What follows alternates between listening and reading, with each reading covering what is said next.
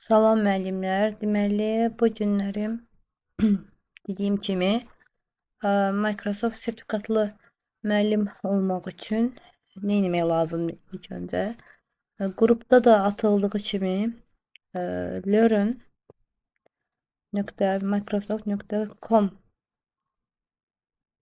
saytına daxil olaraq açılan ilk pəncərədə qarşımıza daxil olan birinci bəndin üzərinə tıklayırıq və daha sonra qarşımıza belə bir səhifə açılır.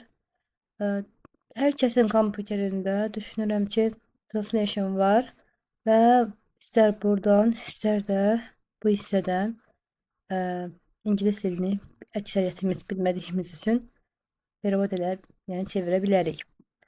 Bu səhifə açılandan sonra bu hissədə yuxarı sağ üstdə daxil ol düyməsi var. Daxil ol düyməsinin üzərinə vuran kimi mən burada birinci dəfə daxil olmuşam dedi. Artıq burada avtomatik yazılır. Biz öz deməli Teams'də olan, yəni ki, utis kodumuzu qeyd edirik. Daha sonra şifrəmizi qeyd edirik və belə pəncərə açılır. Yəni burada bizim adımız, soyadımız, yəni gördüyünüz kimi qeyd olunur. Yəni bizim profilimiz var. Profildə də yəni ki, bizim məlumatlarımız var. Burada deməli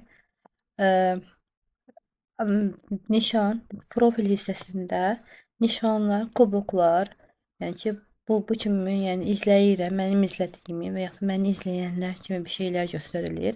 Əsas bizə lazım olanlar nişan və kuboklardır. Nişan və kuboklar bizim nə qədər modulları, təlimləri işlədiyimizi və bildirir. Yəni nə qədər çox təlim işləsək, o qədər çox nişanlarımız və kuboklarımız çoxalasıdır. Hal-hazırda mən bir təlimdə iştirak eləmişəm və onun imtahanını bitirmişəm. Yəni bir təlimi bitirmişəm.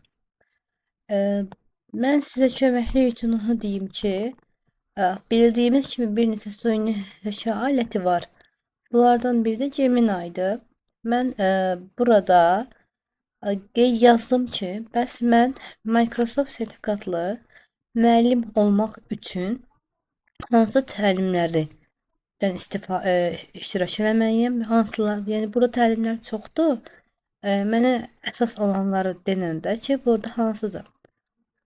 Burada da qeyd olundu ki, aşağıda bir neçə mənə təlim qeyd olundu və bunlardan linkləri bura yerləşdirilib. Burada bir neçə mənə dedim ki, linkləri ver. Mən onları, yəni konkret olaraq onlardan istifadə edeyim. O da həmən linkləri mənə verdi. Məsələn, biri burada ilk öncə deyir ki, məsələn, ən əsas hazırlıq 21-ci əsr öyrənmə dizaynı olan 21 LCD təlimində deyir iştirak elə. Bunun üçün mən linkin üzərinə keçid edirəm və üzərinə belə vurulan kimi burada bir dəqiqə açam orada.